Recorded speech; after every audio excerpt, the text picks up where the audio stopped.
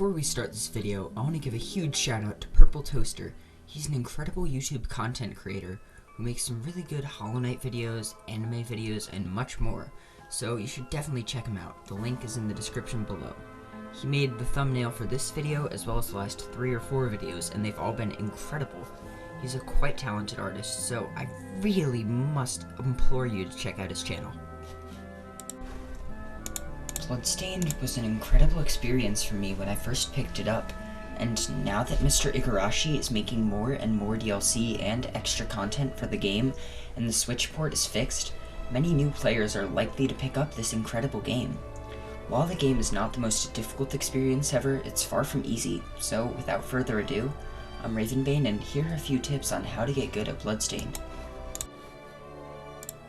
Scattered across the map in Bloodstained are rooms that are warp points, and these are very helpful as they allow Miriam to teleport across the map to any other warp points that are open, making backtracking far easier and allowing for traversal of the map to not be a slow and tedious thing. These warp points are invaluable as it allows Miriam to get out of an incredibly difficult area and warp to an earlier area and get a new charge of health and mana to carry on when sitting at a nearby bench. This also makes a warp point much more valuable as it serves as an extra save point.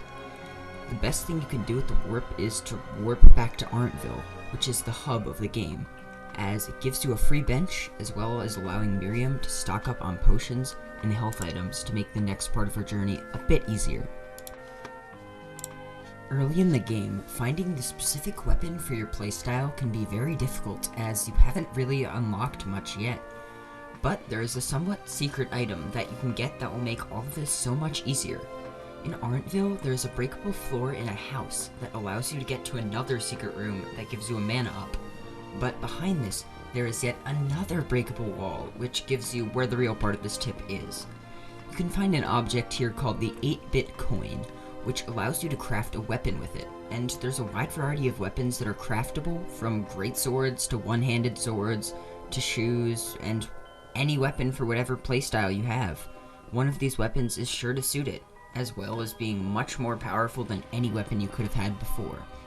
This is a very easy tip to make sure that you survive at the beginning of the castle, and these weapons are pretty relevant till even after the second boss fight.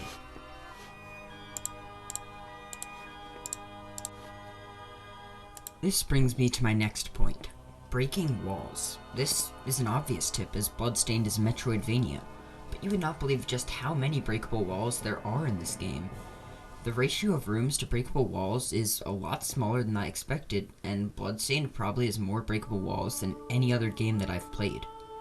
By hitting all of these walls, you can get so many helpful items to the game, such as health upgrades, mana upgrades, new armor and weapons, some food and other consumables, as well as many other types of items that will serve you well in this game. These are frequent in the early game and late game, and can really help you survive better, as you'll be dying a lot less due to underleveling. So make sure you hit all of the walls, because you'll find tons of extra valuables hidden behind them. In the Arentville hub in Bloodstained, there are a few NPCs, all with their own various purposes, and they all try and tell you what to do to progress further into the game. The first shopkeeper, Dominique, is not very helpful. She offers the occasional strange hint over the course of the game, as well as selling items from her shop. But these items are not very good, and I don't recommend buying them. Her items are all a lot less powerful from what you have, and will likely be replaced in minutes with something much better. A more efficient way to get equipment is to backtrack and remember places that you couldn't access earlier, as many of these tend to have incredibly helpful equipment upgrades and new weapons that'll make the game much easier. If you spend money in her shop, I would recommend focusing more on buying potions or food or items to craft food, as these can give you permanent stat upgrades as well as healing you in a fight, which you'll really need in this game. This leads me to how important food is. Johannes, your ally in Bloodstained, offers an incredible service where you can craft food. This is where you'll spend many of the resources and drops that you get in the game, such as halite, and many more drops. These create very helpful consumable food items that will play a crucial role in your playthrough. All consumable items have a buff. Some give you just flat out health, and others remove poisons. But food items have multiple advantages. The first time you eat a food, you are given a permanent upgrade, and depending on what food you eat, it can be on any stat, such as a strength upgrade to make you do more damage, or more health permanently, or more mana.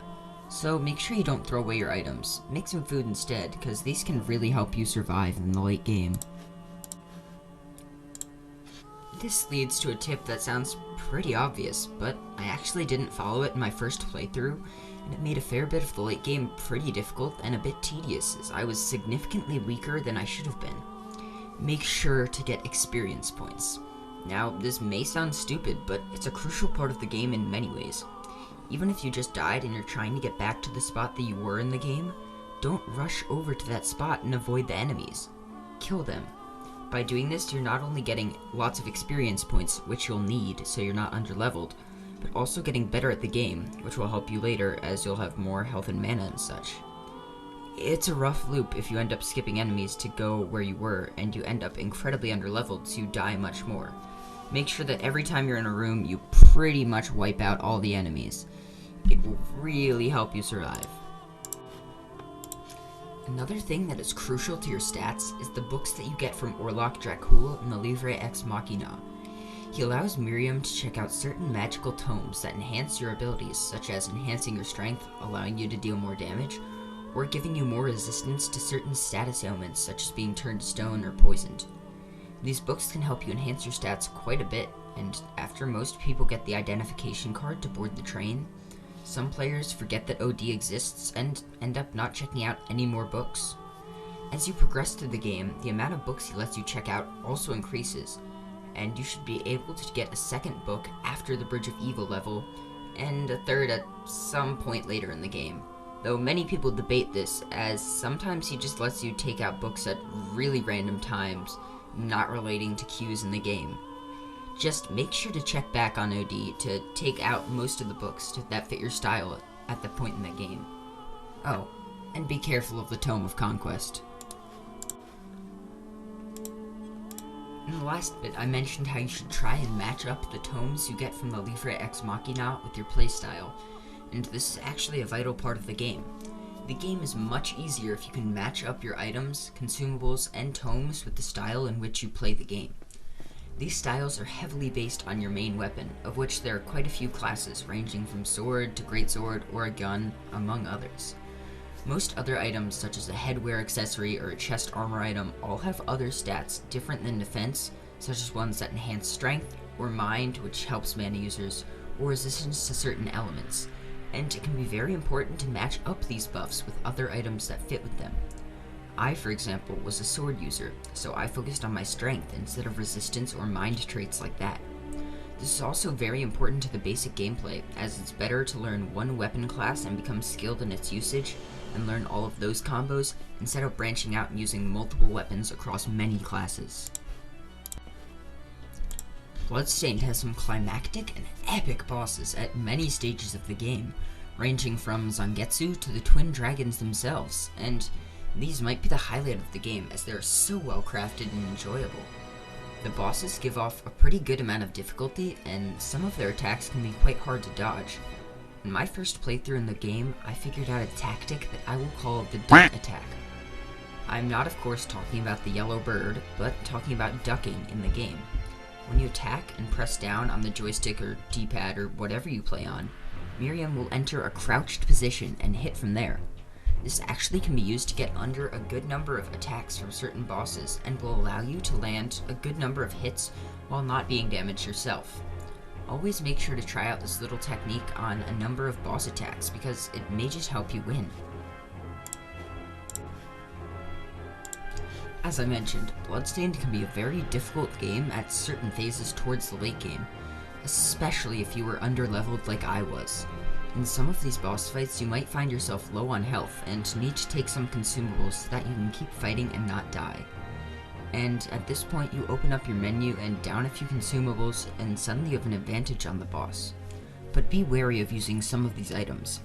It is crucial for the player to know how much health, or approximately how much health, a healing item will return, so that they do not waste or abuse certain items that could help them at other phases in the fight or exploring the world. Using 2 high potions will restore a lot of health, while using 2 normal potions will only return a meager amount of health in the late game. All the foods also return different amounts of health depending on what you use. You don't want to unintentionally use a high potion when you only need to heal about 75 health. So make sure to know the amount of consumables you need to take to help you heal, and use these sparingly. Now, the next couple things I say are a fair bit biased on my playstyle, so don't take this as gospel because it is based on how I play the game. In my opinion, most of the shards are not too powerful, so don't waste too many resources crafting ethers or items that will help mana usage. I found that most of the shards that I used weren't actually that powerful, even after upgrading, so as I progressed through the game, I focused less and less on using them and more on my trusty swords and potions. Even after upgrading most of the shards a couple times, they either did only somewhat comparable damage to my melee weapons, or something that was insignificantly different. Towards the beginning of the game, I found myself using certain spells on some of the intimidating enemies like the Meat Grinder Knight and the Wolfman, as it made sure I didn't have to be close to these enemies. Eventually, spaces became more compact and enemies flew, so I had to rely on my sword much more, and the mana became less of a good idea.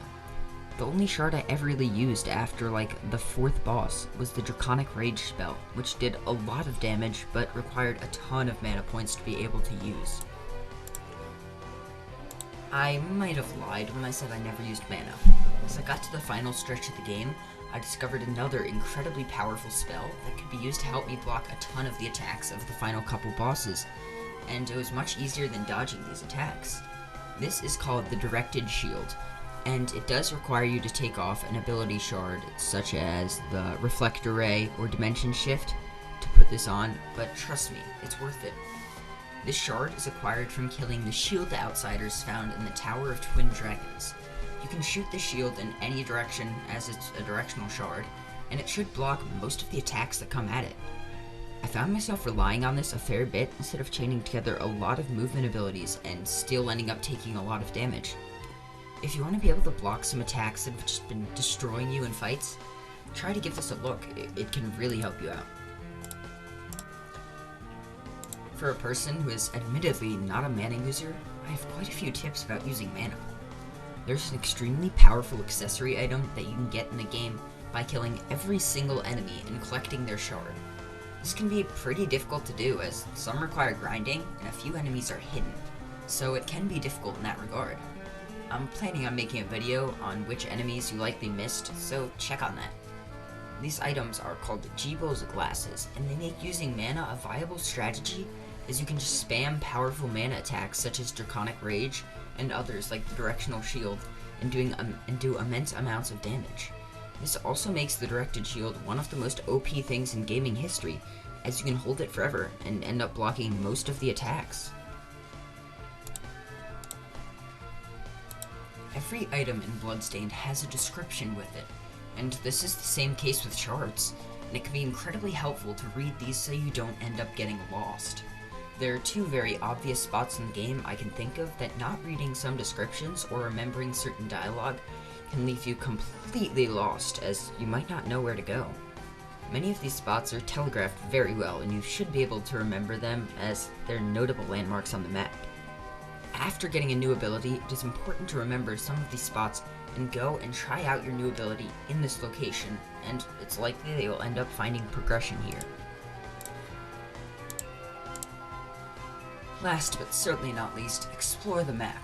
As simple as it seems, checking out most of the map will not only make you more powerful, but will also give you a super secret boss who has a pretty powerful shard that can be used to beat the game's final boss much easier. Well, that's it from me today. Make sure you remember some of these tips and try to implement them. They might just make your Bloodstained experience easier and a bit better. Thanks for watching. I'm Ravenbane. Now please go drop a sub. So few of you are subscribed, and it would really help out if you could subscribe. Thank you guys.